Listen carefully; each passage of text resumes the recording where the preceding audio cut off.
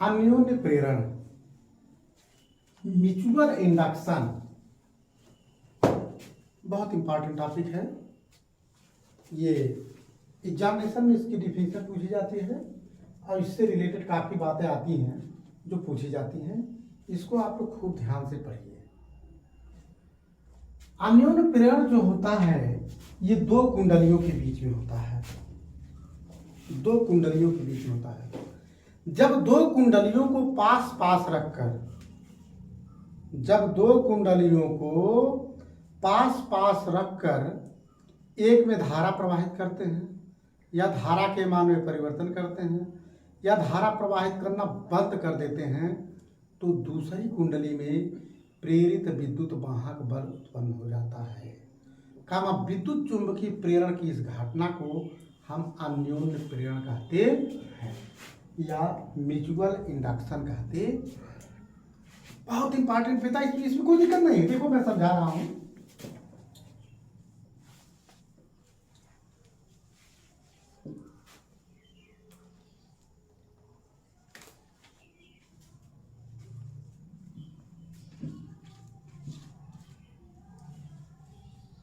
RHD हास्टर हम लगाए हैं। दो कुंडलियों को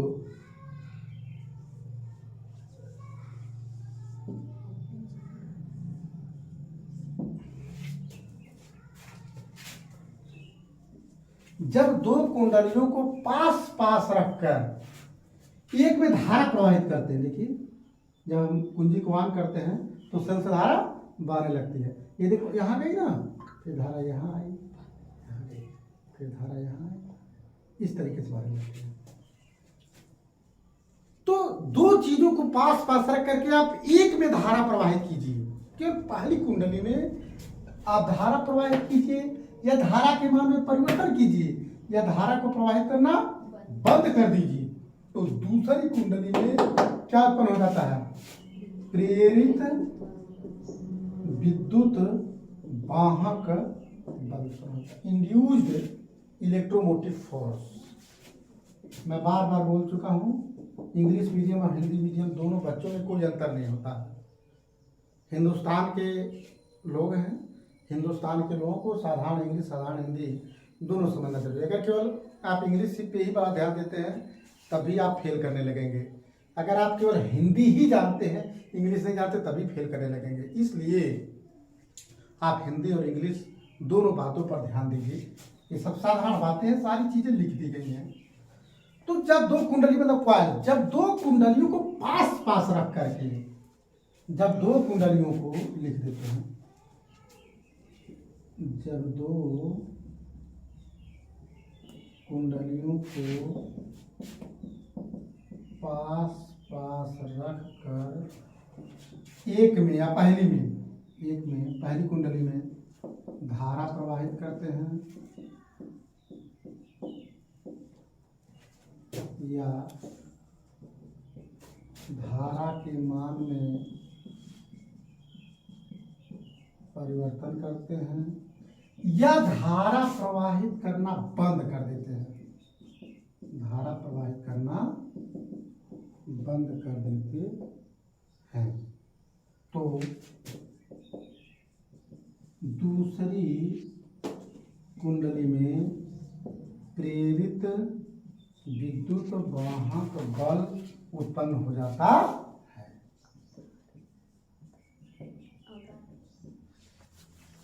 कामा विद्युत चुंबकीय प्रेरण की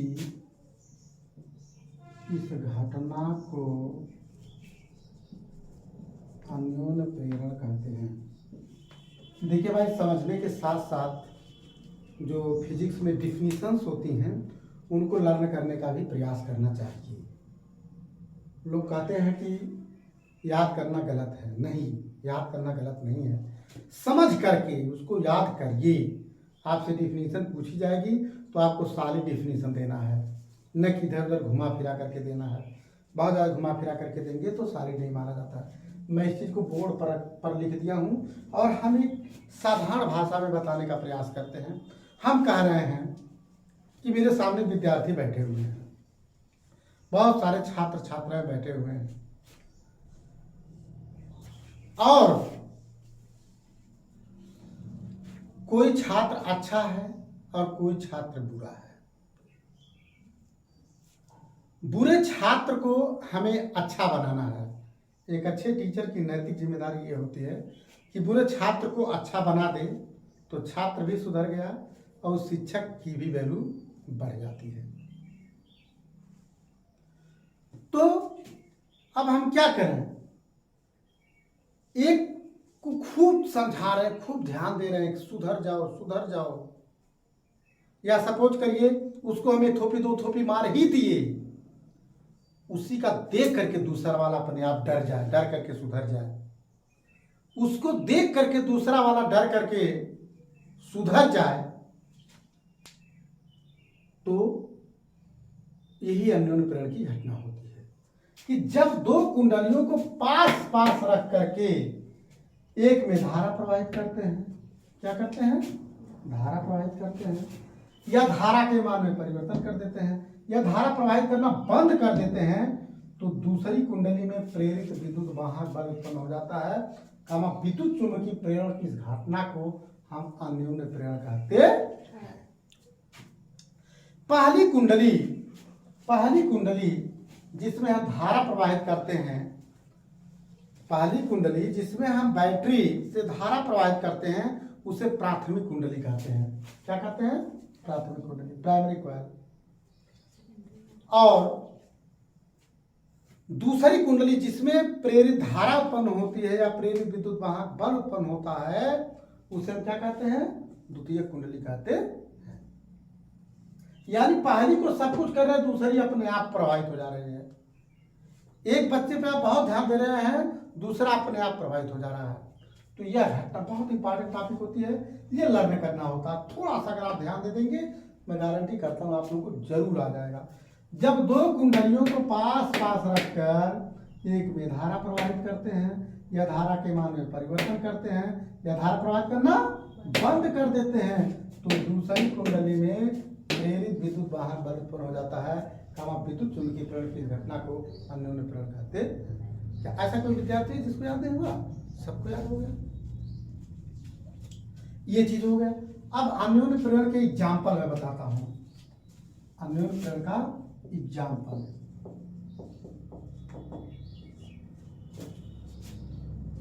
ट्रांसफार्मर। क्या एग्जाम्पल है? ट्रांसफार्मर, प्रेरण कुंडली,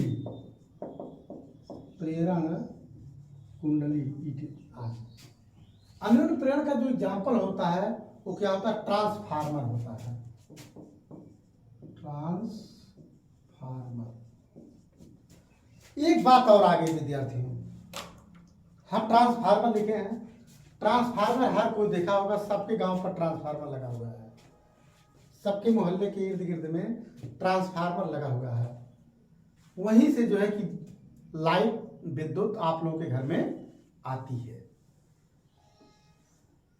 तो उस पर आप लोग देखते हैं ट्रांसफार्मर हिंदी में भी लिखा रहता है, इंग्लिश में भी लिखा रहता है। ट्रांसफार्मर लिखा होता है, वही इंग्लिश में भी लिखा होता है। इंग्लिश में ट्रांसफार्मर, हिंदी में भी ट्रांसफार्मर। इसका हिंदी नाम क्या है? ट्रांसफार्मर को हिंदी में क्या कहते हैं? बहुत इंपॉर्टेंट नाम। ट्रांसफार्मर को हिंदी में कहते हैं परिणामित्र।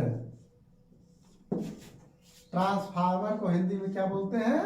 परिणामित्र कहते हैं। ये नाम शायद आप लोग पहली बार सुन रहे होंगे। परिणामित्र ट्रांसफार्मर का हिंदी में नाम है। प्रेरण कुंडली, ये आपकी कॉइल होती है, इंड्यूस्ड कॉइल होती है। तो ये जो होता है अन्योन्य प्रेरण का एग्जाम्पल होता है। ठीक है, तो अन्योन्य प्रेरण के एग्जाम्पल भी पूछ लिया जाता है एग्जामिनेशन में, और अन्योन्य प्रेरण की डिफिनेशन पूछ ली जाती है। अब हम इसमें आप लोगों को बताएंगे अन्योन्य प्रेरण गुणांक।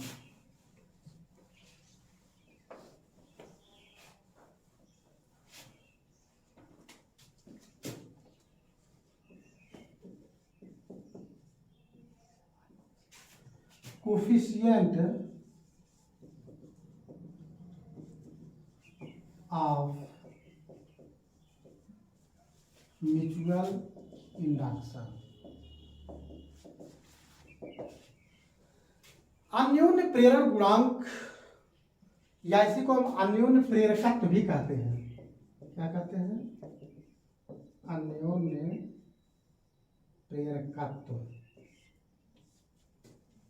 म्यूचुअल इंडक्टेंस भी कहते हैं। इंग्लिश इसकी होती है म्यूचुअल इंडक्टेंस, इसको म्यूचुअल इंडक्टेंस भी कहते हैं। ठीक है ना। अन्योन्य प्रेरण गुणांक क्या होता है? देखिए, अन्योन्य प्रेरण गुणांक म्यूचुअल को हम किस अक्षर से रिप्रेजेंट करते हैं? यम से। अन्योन्य प्रेरण गुणांक को हम यम अक्षर से रिप्रेजेंट करते हैं। ठीक है। इसमें फार्मूला होता है।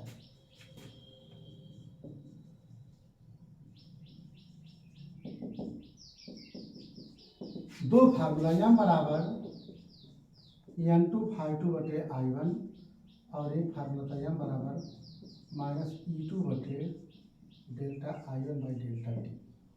ये फार्मूला विद्यार्थियों आप लोगों को याद करना है, क्योंकि जो म्यूचुअल कोफिशिएंट होता है वो करंट के इनवर्सली प्रोपोर्शनल होता है। और ये N2/2 क्या है? M5 फ्लक्स ग्रंथिकाओं की संख्या है। इस चीज को हम लिख देते हैं, यहाँ पे हम लिख दे रहे हैं। यम को आप लोग क्या कहते हैं? अन्योन्य प्रेरण गुणांक कहते हैं। ठीक है। N2/2, N5 हम आप लोगों को बताए थे जब आप लोगों को फैराडे के विद्युत चुंबकीय प्रेरण का द्वितीय नियम बताया था मैं, तो वहाँ N5 का नाम आया था। फ्लक्स ग्रंथिकाओं की संख्या होती है। तो N2/2 क्या है? द्वितीयक कुंडली में फ्लक्स ग्रंथिकाओं की संख्या है। N2/2 क्या है? द्वितीयक कुंडली में फ्लक्स ग्रंथिकाओं की संख्या है। और I1 क्या है? I1 है प्राथमिक कुंडली में प्रवाहित धारा। ठीक, ये चीज आपने लिख दिया। ये आपका बचा हुआ E2 इज इम्प्लाई दैट द्वितीयक कुंडली में उत्पन्न प्रेरित विद्युत वाहक बल। और क्या बचा हुआ है? डेल्टा I1/डेल्टा T, प्राथमिक कुंडली में धारा परिवर्तन की दर। प्राथमिक कुंडली में धारा परिवर्तन की डेल्टा का मतलब क्या होता है? चेंजिंग होती है। तो ये चीज हमने आप लोगों को बताया फार्मूला। यम बराबर N2/2/I1, यम बराबर -E2/डेल्टा I1/डेल्टा T। ये फार्मूला आप लोगों को हम बताए। अब इस पे आप लोग डिफिनीशन देखिए क्या होती है। डिफिनीशन, दो डिफिनीशन बताएंगे। पहली डिफिनीशन पहले फार्मूले से। यदि आप लोग बताइए I1 बराबर अगर 1 एम्पियर हो जाए, क्या हो जाए? 1 एम्पियर, तो यम बराबर क्या होगा? N2/2, यम बराबर N2/2। अब यहीं से बोलिए आप लोग, यही आप लोग की है डिफिनीशन। दो कुंडलियों, अन्योन्य में हमेशा दो कुंडली बोलेंगे क्योंकि दो कुंडली पे हम बता रहे हैं। दो कुंडलियों के बीच अन्योन्य प्रेरण गुणांक द्वितीय कुंडली में उत्पन्न उस फ्लक्स ग्रंथिकाओं की संख्या के बराबर होती है जब प्राथमिक कुंडली में एकांक एम्पीयर की धारा प्रवाहित की गई हो। देखिए भाई, ये सब जो डिफिनीशन होती है बहुत ढंग से पढ़ेंगे तब आएगा। और मैं बार बार बता चुका हूं फिजिक्स में फार्मूला याद करने के फायदे। एक चीज आज के समय में हर आदमी सोचता है कि एक चीज के कई फायदे ले, तो फार्मूला आपने याद किया, फार्मूले के सिंबल को आप लोग समझे। अगर आपको फार्मूला याद है तो आपको डिफिनीशन भी आ जाएगी। आ जाएगी। और आप यूनिट भी जान जाएंगे, उसकी मात्रा क्या होती है, उसके डायमेंशन जान जाएंगे, उसकी उसकी आप क्वांटिटी जान जाएंगे, और उतना ही नहीं जो न्यूमेरिकल क्वेश्चन आते हैं न्यूमेरिकल भी जान जाएंगे। तो फिजिक्स का फार्मूला समझे हार्ट है कि नहीं हार्ट है, बॉडी का हृदय है। फिजिक्स का जो फार्मूला होता है वो बॉडी का क्या होता है, हृदय है, माइंड है।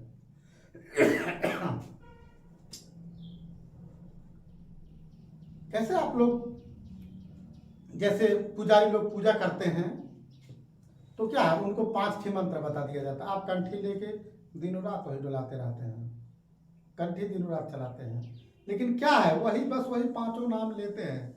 जो मंत्र बताया जाता है, जो लोग कंठी चलाते हैं वही नाम बार बार रटते हैं, उसी नाम से उनको एनर्जी मिलती है। भाई मैं किसी चीज का विरोध नहीं कर सकता, जिस व्यक्ति को जहां से एनर्जी मिले वो व्यक्ति अपनी एनर्जी को ले, क्योंकि एनर्जी ही सबसे मेन होती है। एनर्जी है तो सब कुछ है, एनर्जी नहीं है तो कुछ भी नहीं है। तो फार्मूला याद करने से आप न्यूमेरिकल भी लगा लेते हैं, सारी चीजें मैंने बताया। तो डिफिनीशन देखिए, पहली डिफिनीशन क्या है विद्यार्थियों, अम्योन प्रेरक गुणांक की, m बराबर N2 ∅2 बटे I1। अगर I1 बराबर 1 एम्पियर तो m बराबर N2 ∅2। अब N2 ∅2 क्या है, देखिए आपके सामने लिखा गया है द्वितीय कुंडली में फ्लक्स ग्रंथिकाओं की संख्या, और m क्या है, अन्योन प्रेरण गुणांक। तो दो कुंडलियों के बीच अन्योन प्रेरण गुणांक द्वितीय कुंडली में उत्पन्न उस फ्लक्स ग्रंथिकाओं की संख्या के बराबर होती है जब प्राथमिक कुंडली में एकांक एम्पियर की धारा प्रवाहित की गई हो। राइट, ये चीज आप लोगों का हो गया, मैंने पहली डिफिनीशन आप लोगों को बता दिया, आ गया ना। अब आप लोगों को हम डिफिनीशन नंबर 2 बता रहे हैं। ये फार्मूला है आप लोगों का, m बराबर -c2 बटे डेल्टा I1 बटे डेल्टा t, ये फार्मूला है। इस फार्मूले में इफ यानी यदि delta I1 by delta t equal to 1 ampere per second, ampere per second, तो यह इक्वल टू क्या हो जाएगा, -2। संख्या के साथ यहां पे आया है। दो कुंडलियों का अन्योन्य प्रेरण गुणांक द्वितीयक कुंडली में उत्पन्न प्रेरित विद्युत वाहक बल के संख्यात्मक मान के बराबर होता है जब प्राथमिक कुंडली में धारा परिवर्तन की दर एकांक एम्पियर पर सेकेंड, ठीक है ना।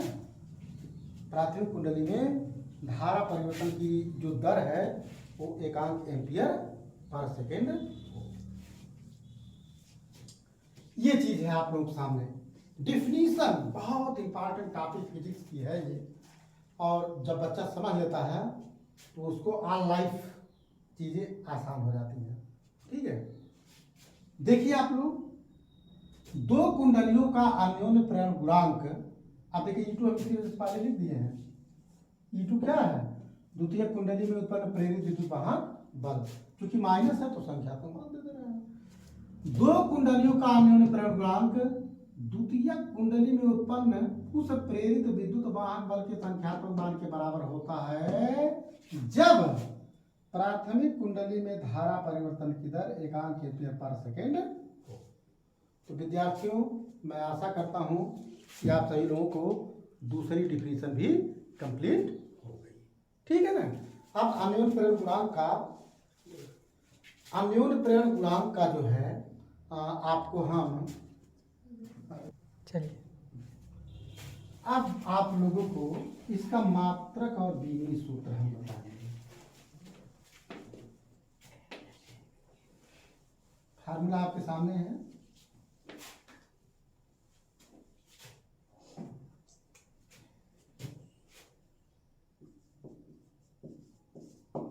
मात्रक देखिए आप लोग, विद्युत वाहक बल का मात्रक क्या होता है, वोल्ट होता है ना, ये सबको मालूम है। माइनस का मात्रक होता नहीं, विद्युत वाहक बल का मात्रक क्या होता है, वोल्ट होता है। फिर लगाइए प्रति, करंट का मात्रक एम्पियर, फिर प्रति है वोल्ट प्रति एम्पियर प्रति सेकंड होता है, ठीक है ना। या आप इसको ऐसे कह सकते हैं, वोल्ट इंटू सेकेंड प्रति एम्पियर। दोनों बातें सेम है। एग्जामिनेशन में विकल्प में जैसे भी दिया रहेगा आप लोग सेट कर लेंगे, क्योंकि आपको फार्मूला याद है, अन्योन्य प्रेरण गुणांक का जो स्पेशल मात्रक होता है इसे हम हेनरी कहते हैं। अन्योन्य प्रेरण गुणांक यम के SI पद्धति में अन्योन्य प्रेरण गुणांक का मात्रक वोल्ट प्रति एम्पीयर प्रति सेकंड होता है या वोल्ट सेकंड प्रति एम्पीयर होता है, जिसे हेनरी कहते हैं। क्या कहते हैं? हेनरी। अन्योन्य प्रेरण गुणांक का प्रचलित मात्रक क्या होता है? हेनरी होता है। अन्योन्य प्रेरण गुणांक का प्रचलित मात्रक हेनरी होता है, ठीक है ना। 1 मिली हेनरी बराबर 10 के घात -3 घात हेनरी। 1 माइक्रो हेनरी बराबर 10 के घात -6 हेनरी। ये आप लोग इसी को जानते हैं। यानी अन्योन्य प्रेरण गुणांक का मात्रक वोल्ट प्रति एम्पीयर पर सेकंड होता है, जिसे हम क्या कहते हैं? हेनरी कहते हैं। अब हम आप लोगों को बताएंगे इसका बीमीय सूत्र। क्या बताएंगे? बीमीय सूत्र बताएंगे।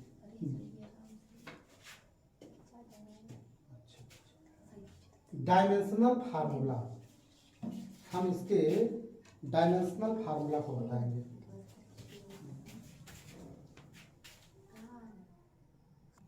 स्टार्ट कर दीजिए, ठीक। इसका हम आप लोग को डायमेंशन बताएंगे, यानी बीमीय सूत्र बताएंगे, डायमेंशनल फार्मूला बताएंगे। तो डायमेंशनल फार्मूला में वोल्ट प्रति एम्पियर प्रति सेकेंड, या ऐसे कह सकते हैं वोल्ट सेकेंड प्रति एम्पियर। तो वोल्ट का क्या होता है? W/Q होता है। तो यम एल स्क्वायर टी पे -2, Q का क्या होता है? AT। तो यम एल स्क्वायर टी पर -3 ए पर -1, एक चीज होता है ना। अब आप इसी फार्मूले में रख दीजिए, ठीक है। देखिए आपका क्या है? वोल्ट सेकेंड प्रति एम्पियर। तो वोल्ट का आपने क्या लिख दिया? यम एल स्क्वायर टी पे -3 ए पर -1। और सेकेंड का क्या होता है? टी होता है। एम्पियर का क्या होता है? ए होता है।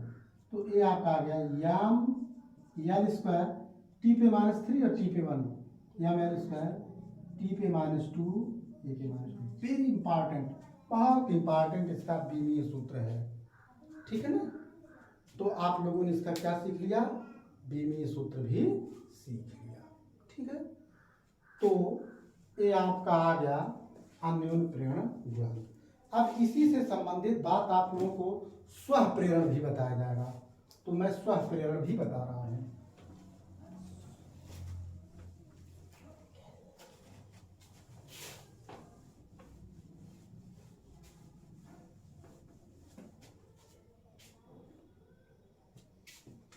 अब आप लोग देखिए,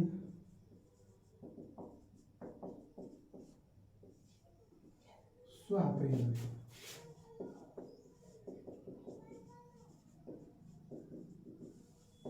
सेल्फ इंडक्शन, उसमें हम 2 कुंडलियों को लेकर के बताए, इसमें हम एक ही कुंडली को लेकर के बताएंगे।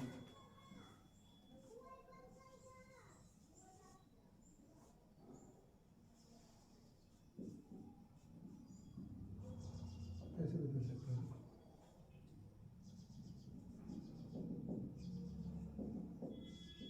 तो यह स्टेट है, यहाँ पे धारा प्रवाहित करते हैं। देखिए स्वः प्रेरण जो होता है ये क्या चीज होता है विद्यार्थियों? एकदम सेम टू सेम अन्योन्य प्रेरण की तरह है, सेम टू सेम अन्योन्य प्रेरण की तरह ये भी चीज होती है कि 2 कुंडलियों एक ही कुंडली इसमें होती है, उसमें 2 कुंडली था, इसमें एक ही है। मान लो कोई एक विद्यार्थी है, वह अपने आप को ये समझे कि हमें सुधरना है। अगर वो दूसरे को देखता है कि ऐसे है वैसे है, गलत टाइप का है, तो जो गलत टाइप का है वो क्या होता है? वो परेशान होता है, उसको परेशानियां झेलनी पड़ती हैं। हम अपने आप उसको देख करके खुद को चेत लेते हैं, खुद को चेतना, स्वयं चेतना, स्वयं को चेतना और आगे बढ़ना। जब किसी कुंडली में बैटरी से धारा प्रवाहित करते हैं या धारा के मान में परिवर्तन करते हैं या धारा प्रवाहित करना बंद कर देते हैं तो कुंडली में क्या होते हैं, एक प्रेरित धारा उत्पन्न हो जाती है जो मुख्य धारा का विरोध करती है।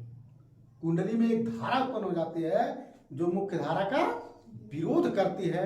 कामा विद्युत चुंबकीय प्रेरण की इस घटना को हम स्वः प्रेरण कहते हैं, सेल्फ इंडक्शन कहते हैं।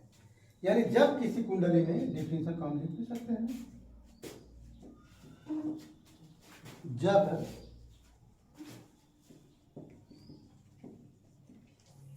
किसी कुंडली में बैटरी से धारा, उसमें दो फायदे हैं, दो नहीं लगेगा, बैटरी से धारा प्रवाहित करते हैं या धारा के मान में परिवर्तन करते हैं या धारा प्रवाहित करना बंद कर देते हैं तो कुंडली में क्या होता है, प्रेरित धारा उत्पन्न हो जाती है। क्या उत्पन्न हो जाती है, प्रेरित धारा उत्पन्न हो जाती है, इंड्यूस्ड करंट, जो मुख्य धारा का क्या करती है, विरोध करती है। काम विद्युत चुंबकीय प्रेरण की घटना को हम सेल्फ इंडक्शन यानी स्व प्रेरण कहते हैं। अब स्व प्रेरण के लिए कुछ एग्जाम्पल है कि जब आप लोग पढ़े थे प्लेटिनियम प्रतिरोध तापमापी, प्लेटिनियम प्रतिरोध तापमापी में प्लेटिनम का दोहरा तार प्रयोग करते हैं और दोहरा तार प्रयोग करने से स्व प्रेरण का प्रभाव दूर हो गया था। प्रतिरोध बॉक्स या पोस्ट ऑफिस बॉक्स में हम प्रतिरोध कुंडली को दोहरा करके लपेटते हैं जिससे स्व प्रेरण के प्रभाव को कम किया जा सकता है। अच्छा, अब इसमें स्व प्रेरण गुणांक या स्व प्रेरकत्व, जैसे आप अन्योन्य प्रेरण में पढ़े उसी प्रकार से आप इसमें भी पढ़ेंगे, एकदम सेम टू सेम।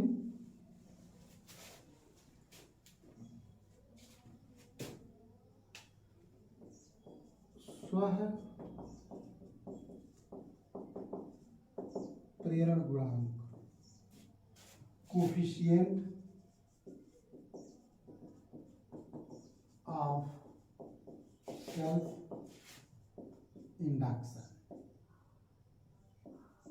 इंडक्शन या हम इसको सेल्फ इंडक्टेंस भी कहते हैं, हम इसको स्व प्रेरकत्व भी कह सकते हैं।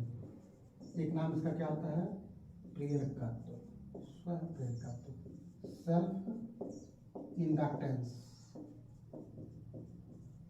ये भी चीज हम इसको बोलते हैं। तो जिस प्रकार से उसको आप पढ़े थे सेम टू सेम उसी प्रकार से आप इसको हम यल अच्छा से रिप्रेजेंट करते हैं, यल से।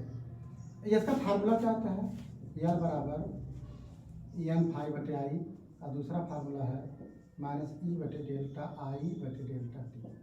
ऐसा क्यों, क्योंकि इसमें एक ही कुंडली है, इसमें क्या है, एक ही कुंडली, उसमें दो कुंडली थी। अन्योन्य गुणांक में क्या लिए थे आप लोग, दो कुंडली लिए थे। तो अब इसकी डिफिनीशन क्या होगी, डिफिनीशन नंबर फर्स्ट, इसकी पहली डिफिनीशन आप लोग देखिए, यदि I बराबर 1 एम्पियर तो L बराबर एन फाई, यानी किसी कुंडली का स्व प्रेरण गुणांक उस कुंडली के ऊपर फ्लक्स ग्रंथिकाओं की संख्या के बराबर होती है जब कुंडली में एकांक चित्र की धारा प्रवाहित की गई है। पूरी डिफिनीशन व्हाइट बोर्ड पर दी गई है, पूरी डिफिनीशन बोर्ड पर है कि किसी कुंडली का स्व प्रेरण गुणांक उस कुंडली के फ्लक्स ग्रंथिकाओं की संख्या के बराबर होती है जब उसमें क्या है, एकांक चित्र की धारा प्रवाहित की गई हो। और डिफिनीशन नंबर 2 क्या है, यदि delta I by delta T equal to 1 ampere प्रति सेकेंड तो यह इक्वल टू क्या होगा, माइनस ई होगा। यहां देखिए, किसी कुंडली का स्व प्रेरण गुणांक उस कुंडली में उत्पन्न प्रेरित विद्युत वाहक बल के संख्यात्मक मान के बराबर होता है जब कुंडली में एकांक एम्पियर प्रति सेकेंड की धारा प्रवाहित की गई हो।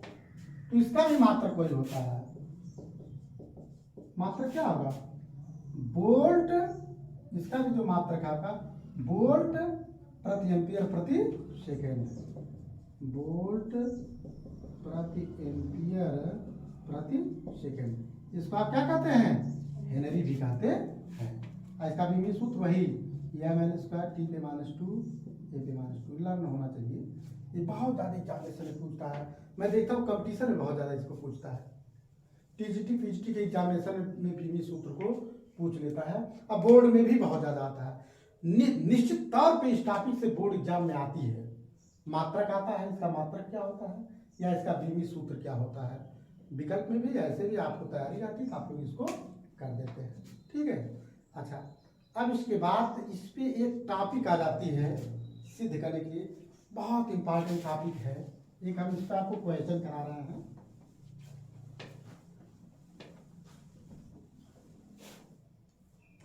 क्वेश्चन है सिद्ध करो कि प्रूव दैट L/R की बीमा वही है जो समय की है, ठीक है। यानी सिद्ध करना आप लोगों को L/R बराबर T, L/R बराबर T। तो हमने आपको सबसे पहली बात आप लोग देख लीजिए, यल का हमने बीमी सूत्र क्या बताया है, L² t पे -2 a पे -1 a पे -2 अभी जस्ट बताया ना। और आर का बीमी सूत्र आप लोग निकालिए, आर क्या प्रतिरोध है, और प्रतिरोध बराबर क्या होता है V/I होता है। अगर आपको याद है कर सकते, नहीं याद है, और V = क्या होता है W/Q, और W का m² t पे -2, Q का क्या होता है AT और I का क्या होता है A। तो ये हो गया आपका m² t पे -3 a पे -2। अब रखिए आप लोग लेफ्ट हैंड साइड लीजिए, लेफ्ट हैंड साइड L/R। तो L का मान क्या आया है, L का मान आप लोग क्या निकाले हो, m² t पे -2 a पे -2, और R का क्या आपने निकाला m² t पे -3 a पे -2। तो आप लोग देख रहे हैं सब के सब कट गए, ठीक है। ये आपका t बच रहा है, तो t पे 3 इंटू t पे -2